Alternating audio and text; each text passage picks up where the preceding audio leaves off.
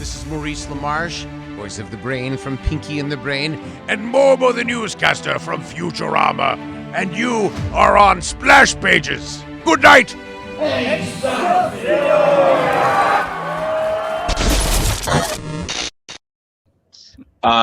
Anyway, jingle bells, DC all the way. So I know we've been trying to gravitate towards not just gravitating away from, but I know we haven't been focusing a lot on the big two.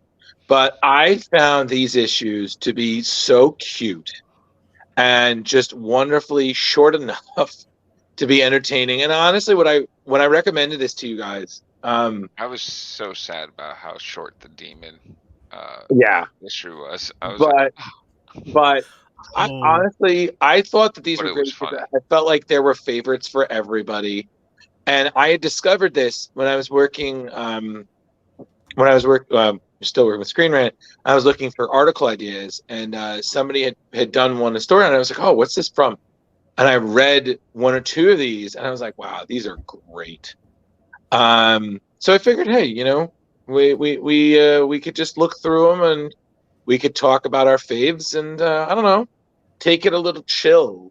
It's a stressful season. We all can just relax and be nerdy. So, Drew, I found this fascinating, especially this first one here. I don't know if Leo can blow up that left page, but the names on these books is insane on this first issue.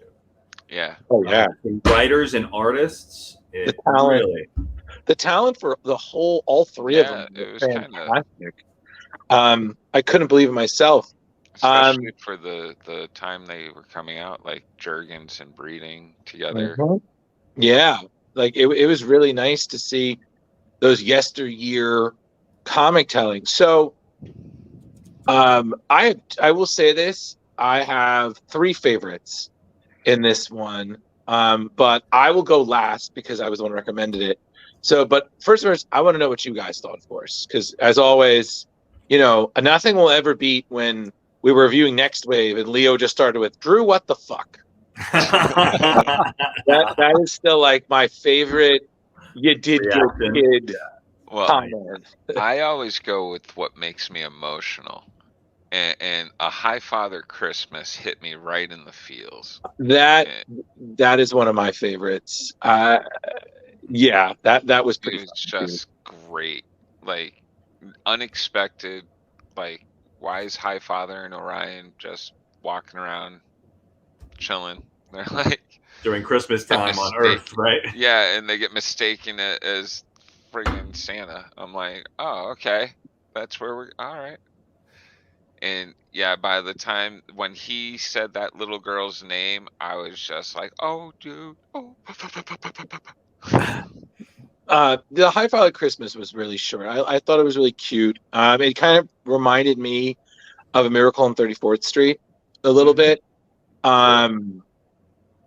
That was, oh God, that was just wonderful, especially at the end. Everyone's so happy, and the manager decides to stop being a jackass and be in the season. And they're all like, all right, cool, we out. Santa's gone. Bam. Okay, stop, Leo. Stop, back up. Yeah. I said, oh my God. One episode back, Leo.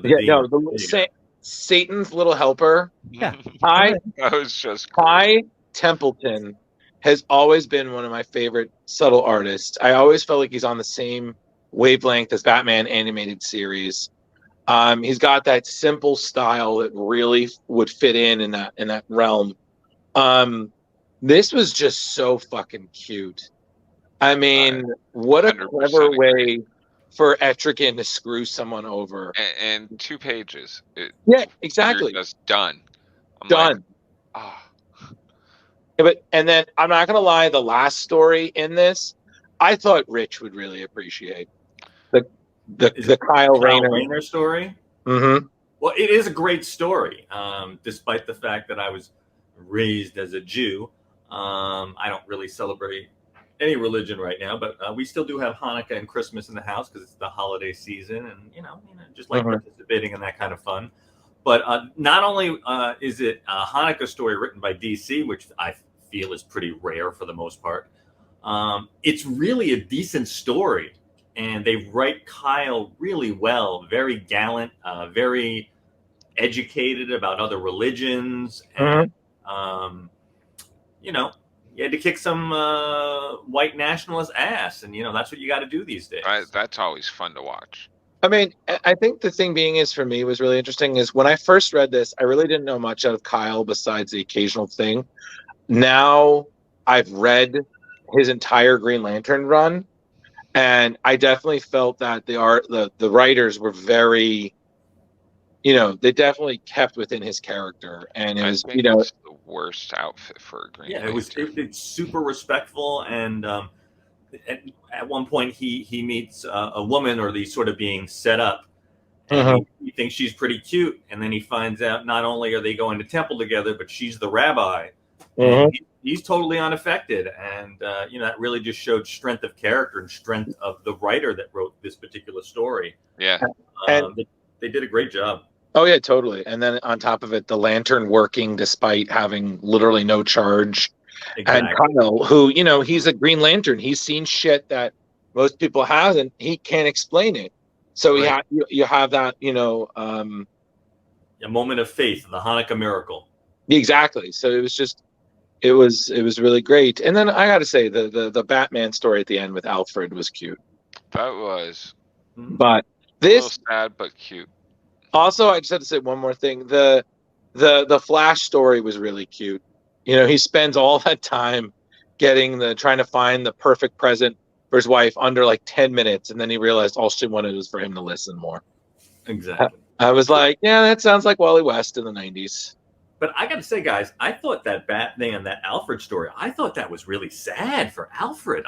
Yeah. I mean, they all gave him something, but it's like, yeah, I take care of everybody, and I just get presents and fucked over, and I'm by myself. At least that's the way I read it. I guess. I mean, I can kind of see your point, Rich. But Leo, which ones were your favorites in this one? I just want to read the card real quick. Alfred, Dad, and I are off to the Caribbean for the holidays. I'll send you a postcard and some coconuts. Take care and Merry Christmas. Love, Tim. Yep. Early Tim Drake. Yep. My favorite, I mean, definitely the Flash one, anybody in a relationship, this definitely hits. But I have to say my favorite one is the first one, the Superman one. Oh, you really did? Yeah, I really, this one gave me a little PTSD from the holiday seasons, working retail, the Father Orion one. But yeah, the Superman one where, even Superman needs, had somebody to relate to. Yeah, well, somebody to spend time with for the holidays, Yeah, and they're just holding the bomb together at the end. Yeah, that would be nice. So honestly, it was a like. I really wish they did more of these, or like something like this, because it was simple, very still true to the character, and like Rich and Jeremy both said, I mean, just the gathering of such wonderful talent. It was just a who's who of really popular, prominent artists at the time. So that's the first one, everybody. Now let's go to the second book. Well, real quick, let's not go ahead yet. Number one, let's not take away from that Catwoman story, which was a good one for the feels too. Oh yeah. And I also wanted to mention in the Orion and Highfather story, Drew. You may have to educate me a bit, because I always known Walt Simonson as only only being an artist. I wasn't aware that he wrote stories as well. Am I being foolish, or is that more rare? No. Walt has spent a lot of time as an artist, but he definitely did spend some time as a writer. So a lot of the times, like he said, he's just been the art. But no, he's been a writer sometimes as well. It's just I think it was fewer and far between. Mm-hmm. Okay, it's a more rare thing. All right, awesome. Because I mean, it was a great story, and anything with Walt makes my heart sing. So yeah, he has a really good understanding of humanity. And the art was Sal Buscema. Yeah, So I know. Sal. There's a reason Sal was one of the greats. His ability to draw faces and emotion, and just portray energy. It's just so good. Like, there's a reason he was a prominent and still That well whole remembered family Spider-Man. is pretty prominent Yeah, in comics. but Even his niece is doing comics now. and then the Catwoman story was still pretty good as well. It's always nice to see her purple suit era. I always had a soft spot for that. I didn't mind. Hated it. Shut up, Jeremy. Didn't mind when Darwin Cook and Ed Brubaker redesigned her back in the early 2000s. But I mean, still, it's always nice to see. Sure. She fakes a woman's death to get her away from the mob. I don't forget she gives away her score, so pay off the debts. I was like, aw. So real quick, I want to go over the stories real quick, and I think we should do this just to pay homage to each of the artists. So the Superman story, The Benefaction of Peace, Barry Jamieson was the writer, Graham Nolan was the penciler, Joseph Rubinstein the inker, Jason Wright the colorist, and Albert de Guzman was the letterer. Highfather Christmas, like you mentioned, Walter Simonson was the writer, Sal Buscema was the artist. Bearing Gifts, We Traverse Afar, the Catwoman story. Denny O'Neil was the writer. Yeah. Jesse Delperdang Just keep going. was the penciler. I'm sorry. I'm like So 12. So immature. Satan's Little Helper, the Demon Story. Templeton. Ty Templeton was the writer, artist, and letterer. Yep. Yeah, he's Triple a beast doing everything. The Vessel, the Green Lantern story. Michael Jan Friedman was the writer, and Roger Robinson was the penciler. Just Another Night, the Batman story. Jim Aparo was the writer and penciler. Yeah. And, Present Tense, the Flash story. Brian Augustine and Mark Wade were the writers. Yeah. Rest in peace for Brian. Yeah. Rest in peace. Please, rest in peace for him and Denny. Yeah. And Jim, too. Yeah. And Paul Ryan was the penciler. Yeah. Dick Giordano was the inker. Wow. We just saw him recently. Talk about a legend. Seriously. But yeah, we didn't even mention the Lois end saving that guy's life in the Superman story. Yeah. So, but that one's great. So, Leo, roll the next one, please. Roll that beautiful bean comic. Whatever that means. Okay, so DCU Holiday Bash number 2 from 1998. The first one was 96. Yes. Why is this 98? Why does that say 98? Let's just go with it, yo. I want to go first this time. I want to go first. I know what my favorite was. Go for it. Go for it, Rich. Santa entering Darkseid's world and yes, the present tense. Yes, it was so awesome.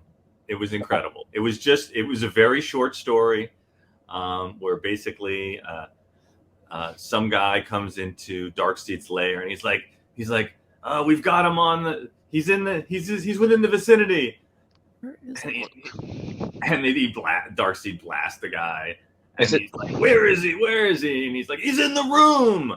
And Santa just walks up and gives him a big lump of coal. The art on that one back. Just great, fun story. 100%. And knowing that Santa gets one over on Darkseid, and he's like, don't let him leave the planet. And he's like, see you next year. Yeah. So fun. So fun. Absolutely. Just had a piece of coal. Oh my God, that was hilarious. Yeah, that was one of my favorites too. And again, Ty just gets 2 pages. He tells so much in 2 pages. Yeah. Just fucking amazing. So just going through the present, which had Kyle Rayner and Connor Hawke, who, as we all know, was the Green Arrow who filled in while his father, Oliver Queen, was dead. I thought it was an okay story. I enjoy their bromance. A lot. Especially I like how, Connor is trying to talk about the meaning of the holiday, and Kyle just like, nope, fuck that, trying to find presents for everybody. I have to say, the costume choice for Green Lantern in those days, like, I'm so glad that got updated. Not And your then favorite. no, and then No. the second story, which was the House of Peace, which is funny enough another Hanukkah related story. I enjoyed that while Batman is very much the quote unquote hero, the real hero is the little boy who brought the oil so they could light the candle for Hanukkah. I was like, just again, good storytelling there. Rabbi I love Schwartz. that look on Darkseid right there. It's just like, ugh. Yeah. And with Ty, I will say this with Ty's work, he definitely channels some Kirby-ness. He definitely leans hard on the Kirby side. Look at that. Yeah. And then we had 'Twas the Night Before Kwanzaa. And this is Tony Isabella coming back to write the character he helped co-create, Black Lightning. That was a great story, The art is beautiful, but I never got that thing where it's like in front of his face, like part of his outfit. I'm like, what is going on there? Another weird era choice. Yeah, and then you have The Gift, which is another Superman story. So I know Leo loved this. Fantastic. That one was mine. That one was yours? Oh yeah. I totally forgot about that version of Lex till I saw this again. Yeah, the redhead. Yeah. The My one favorite in the 90s where he had like a huge, beautiful locks of mullet. Like, my God, I And don't forget, he kept this one. Leo, stop. This one's one of my favorites. But yeah, back in the day when Lex Luthor Kid had a red mullet and he kept transferring his consciousness into a cloned body, and just playing it off as his son. This one here was one of my favorites because the ending is spectacular. Because the entire time you're watching this, you're like, why do we care about this bespectacled uniform officer at a JSA holiday bash? And it's like the whole time I'm like, you're like, oh, I feel like I know this guy. There is one thing though that I did point out. It's actually Black Canary being in the story is a continuity error. She didn't join until after the war, so it's a small continuity. But we won't say anything because she's just so pretty to look at. But the whole thing is so subtle. I love that the Atom got the drap got on the Atom. And everybody works, but the real hero is our hero. And when we find out who it is, oh God, that was great. We're not going to spoil it for everybody, but just he's a big Batman ally. That's all we're going to say. Definitely somebody who enjoys a good smoke now and then. Moving on. This was unexpected. The Sergeant Rock Christmas, or A Christmas Carol. It's always weird seeing Sergeant Rock in the Easy Company because they're they're a prominent part of DC, but I feel like because they were a war comic, I feel like they're a footnote in DC history. So it's always nice to see them come back for a minute. And this was also I was like, wow, this is a 4-page Christmas Carol because you saw the past, the present, and then you see the future. Yep. And I was just like, wow. Again, great storytelling. Yeah, I'd have to say this one was my favorite. Definitely, you definitely get hit in the feels with no words whatsoever. Just it's all imagery telling the story. Yeah, and that's just, to me, I wish we had a few more stories that did that because I feel like that's a real testament to show how important art is to the story. And I've always been of the collaborators. Everybody plays a part. You know what I mean? Well, And then not only that, allowing everybody to decipher it, based off of their own, history and whatnot, just like, yeah, everybody can take it differently. and then the last story, the old lane in this book, that was just some cute Dick Grayson, Barbara Gordon, holiday sweetness, like Sure. When they were on the roof was super cute. it really was. And then the jokes, I was like, oh man, and it makes me miss when Barbara was Yeah, Oracle. those last 2 pages that Leo had up right there could have summed up the whole story. Yeah. So I cute. love the next pages. I'm sorry. I was the kid back in the day that cut these out. No. Oh, Yeah. Electric Superman. I hated that iteration of Superman, though, I have to say. The red and the blue. Yeah. He was not a big fan of that. So dumb. So I will definitely say for me, my favorites in this one were present tense. I left my heart at the Justice Society canteen, and I'm going to say the Christmas Carol, pretty great. I do feel personally that all of us will agree that present tense was our unanimous favorite in this story. That's what I'm getting at. So those three were my three favorites. What about you guys? So just real quick, just to give the credit where credit's due. Yep. So the present, the Green Lantern, Green Arrow story was Devin Grayson was the writer, Will Rosado was the penciler, Sal Buscema was the inker, Christmas Carol, Sergeant Rock story, Chuck Dixon was the writer, and Russ Heath was the artist and colorist. Wow. The old Lane, Nightwing and Oracle. Brian Stelfreeze was the co-plotter and penciler. Devin Grayson also co-plotter and dialogue. And Carl Story was the inker. The House of Peace, the Batman story. Chuck Dixon was the writer. And Dave Taylor was the penciler. You got 2 out of this. Yeah. Present tense. Oh my God. Ty Templeton was the writer and artist, colorist, and letter. Ornaments page was Rick Burchett. Yes. 'Twas the Night Before Kwanzaa, Black Lightning story was Tony Isabella was the writer. Eddie Newell was the artist.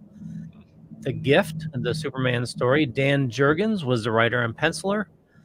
And I Left My Heart at the Justice Society canteen. The JSA story, Howard Shaken was the writer and Rick Burchett was the artist. Yep. All great there. All great. All right. I still present tense really in my mind stole the show with this one. That's just So now the last one. So Holiday Bash number 3 from 99, which was a little different than on the others. I felt, which I didn't mind, but definitely a little different. I don't think there were any Ty Templeton stories this time, so I was like, oh man, come on, 3 for 3. So yeah, so that was probably my favorite story. The cover right there. The guy, was it Slash or something like that? The character that was in jail, and he just wanted his family didn't show up for visiting days right before Christmas. Are you talking about Shrapnel? Shrapnel, thank you, Shrapnel. You're welcome. Get home to his wife and kids, and all he wanted to do was talk to his wife and see the kids. Didn't even wake the kids up. And when the cops came knocking, he's like, no problem, I'm good. I did what I had to do. I'm ready to go back to jail. I thought, well, I mean, I definitely have my favorites, but each story, of course, there's something I enjoyed. Like the first one, World's Finest Christmas. I thought it was cute. Superman as a kid having a hero, but that was pretty cute. Well, so this one was my favorite, just not because of like the overall story with the toy and everything, but just at the end, where you have Batman showing, not really showing emotion, but still, showing emotion, and Superman staying to rebuild the house. Yeah, Yeah, personally, Leo, you just love everything Superman. it really does. Just, well, Superman and Batman, it's Yeah. you got best of both worlds. Really? yeah, that was cute. And then you had, after that one, you had the very short, still traumatizing, and I kind of thought Rich would enjoy that one. The Joker's 12 Days of Christmas.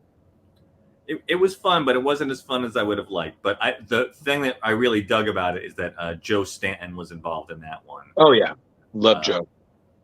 Which reminds me, we got to reach out to him before he is no longer around. Let's not think about that. So yeah, one of those legends. I thought Heathen Ways was okay. I have admittedly have never been the greatest Wonder Woman fan, but I thought it was interesting. I thought it leaned a little heavy on the context of Wonder Woman at that time, but if her and Artemis fighting as some sort of Amazonian holiday tradition, I was like, all right, cool. Let's just give the fans what they want. They want two beautiful women with swords duking at. I'm like, all right, Merry Christmas, everyone. I did like what anyway. I'm sorry. Go ahead, Leo. I apologize. Oh, I didn't need that car anyway. Yeah, right. You didn't need the car anyway. But I did like that the writer took a different stance of something. Again, I like more original stories where the original reason that Artemis was mad at Diana was because she was still participating in Christmas, which was against their beliefs. And Artemis's side was like, well, you're weakening our gods because the less people that believe in our gods, the weaker our gods are. So she had a good point from an Amazonian standpoint, but she just wanted to bait her into doing the battle that they did, which was obviously an Amazonian tradition, as we learned. And then after that, the Alone for the Holidays story with Robin, that was cute. Even teen sidekicks want to celebrate Christmas, even in Gotham. What was Jeremy's favorite story? Because I didn't hear him chiming in. Oh, I didn't get to my favorite, but that's fine. It's all right. Yeah. Why don't you let Drew have his? No, Jeremy, it's all good. Why are you forcing it on me? But because you've been silent for a while, so I wanted to hear your I'm sorry, my whole internet tones of your voice, sir. No, Jeremy, he wanted to make sure you didn't fall asleep. The internet dropping me out kind of befuddled me, and I'm sitting there going, "What's going on?" All of a sudden, everything was twirling and swirling, and I was like, "Ah!" But Rich, I will say the story that your favorite, I thoroughly enjoyed too, because even supervillains have holidays. You just absolutely. You just wanted to get home for the kids. I will say this: I thought that this a lot. The art for this. The Western there. Yeah, the eye for a detail. Yeah, the Batlash story, I thought that was cute. I was confused why they put that story in that one. I mean, there was no heroes in it, nobody we knew. Well, it just seemed very random.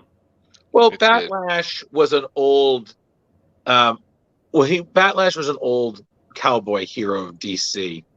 And they brought him back every once in a while. Again, you remember there was a time when Westerns were the big thing in comics. So Batlash is of that era. Sure. I wasn't aware that was an existing property. Yeah. Around that time, you had him, you had Jonah Hex, all those guys. So, okay. Yeah, it was a cute story. So was this the Prince Valiant of the story of the book? Pretty much. But you just bypass. But I will say this though, the last one was my favorite, the Impulse Santa Claus story. That I'm a sucker for that kind of thing, and I just thought it was so cute. Bart, Max Mercury is being the parent, and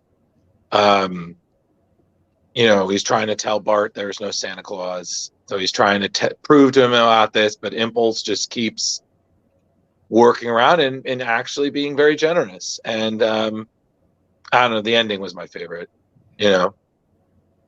But see how anybody can say there's no Santa Claus. That's absolutely and trash. That great image by Sergio Aragorn right there. Yeah, that's beautiful. Yeah. I have to say that's I take it back. That's my favorite one out of the book. There you go. You win. Mad Magazine. You can't go wrong with that. It's true. So Leo, would you like to give credit where credit's due for this issue? Yeah. Let me go all the way back. So hopefully nobody has epilepsy.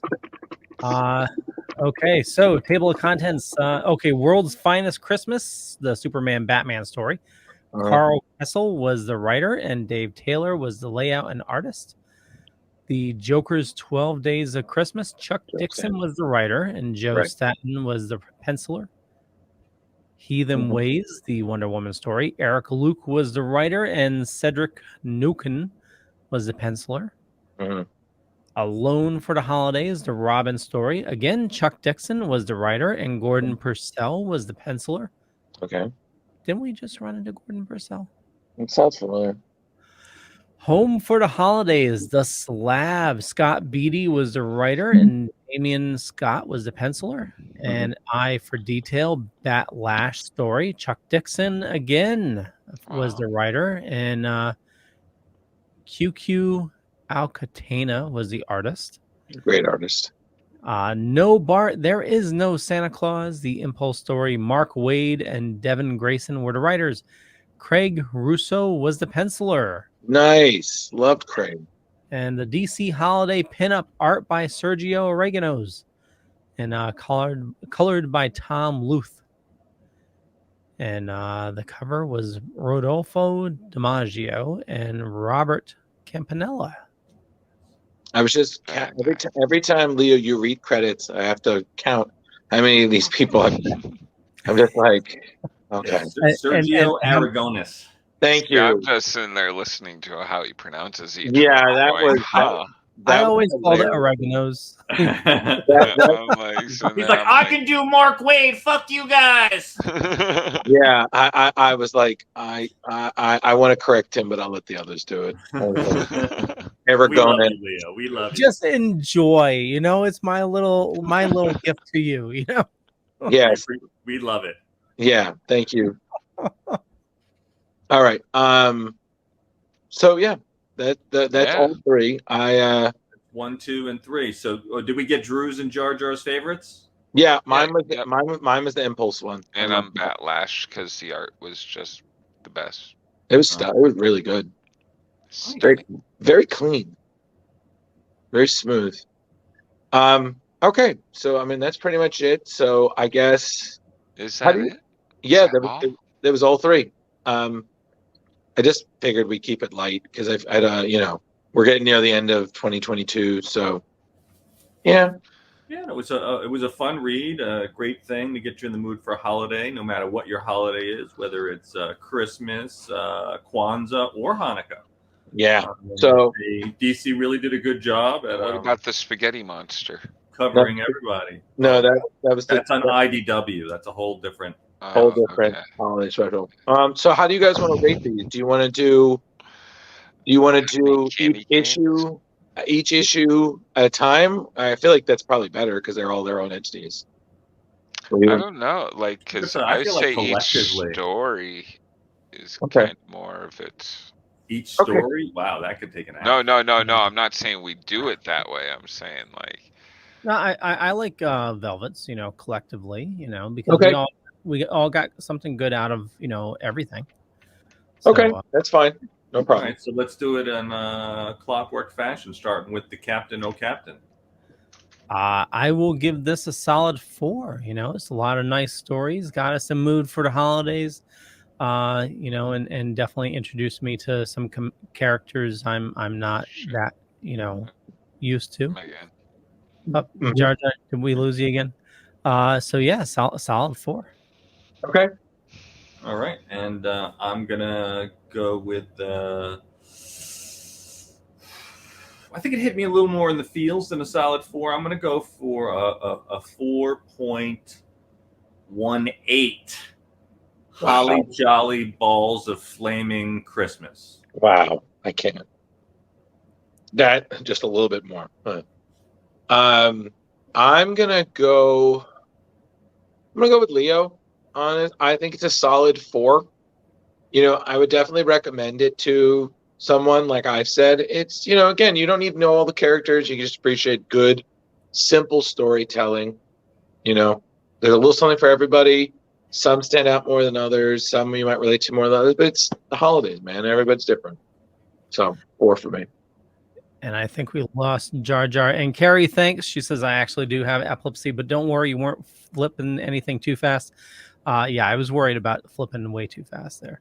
And Jar Jar, let me. There he is. There was 2 Jeremys. I'm so sick of this fucking internet. I've had it up in here with this motherfucking Wi-Fi on this motherfucking call. I don't even know what's going on anymore. Are you Overrating. Are you doing wired or Wi-Fi? I'm Wi-Fi. Okay, maybe can you wire? I Sure. can't wire. I'm like Let's talk about that across after the house. show. Jeremy, Like I got Jeremy. 500 Oh my God, you guys bars get over sidelined here. so easily. Rating. Your rating. Oh, rating. All right. I'm going to give it a 3.5. I love holiday stuff and it's great and all. But good Lord, that's a lot of anthology. And I need, when I'm reading like that, I need a bit of continuity with my life. And whew, And it did not get that satisfaction. Okay. no. But I did have fun with it. So it wasn't bad. And some of the outfits of yesteryear, I'm really just like, oh, you poor people. We all had to come from somewhere, Jeremy. I know. All right. Go So back there. decently, like we'd recommend this to people if they want Yeah. to read it. Okay, cool. Yeah, and if you want to go back to the 80s and 90s and play your tie, you do so. Yeah. Don't let Jeremy turn you down. If you want big shoulder blades in your outfits, you get big shoulder blades. I will say this, and Leo, He's before wearing like Uggs. before you go, if Ty Templeton ever did a comic anthology of Christmas stories, I would buy and read that so hard. Yeah. Then that I made would. me want to like search for more Ty Templeton stories. Just those little like short 2-page. I would, yeah. Yeah, Because there's so much in them. exactly. I'm gonna give everybody a little bonus recommendation before we Ooh. close things up. Whoa. Yeah, I just started rewatching Powerless. Okay. Don't know it. That is such a friggin' underrated show. Oh, is that the Powerless. one where it's Bruce Wayne's cousin running the company? Yeah, Yeah, that is Alan a really Tudyk. good Yeah, show. it was funny. The writing was pretty good on it, but it never caught on. Yeah. I didn't realize Starro's in the first episode. I don't remember. Oh my I God. don't no remember way. that. Yeah, either. you see him climbing up a building and he gets zapped and it's like Starro guts get thrown on the window. I do remember it being funny though. I Yeah. love that actor there. Alan Tudyk. Yeah. Well, it's Alan Tudyk, Ron Funches is And in don't forget Danny Petty, aka Danny Petty. Abed from Community's in there too. Well, yeah, and he's also in Mythic Quest. I'm watching that right now too. Of course he is. He just does so well on television. And Alan Tudyk, who was the Joker in the Harley Quinn animated, and isn't he Also, Mr. Nobody in Resident Alien.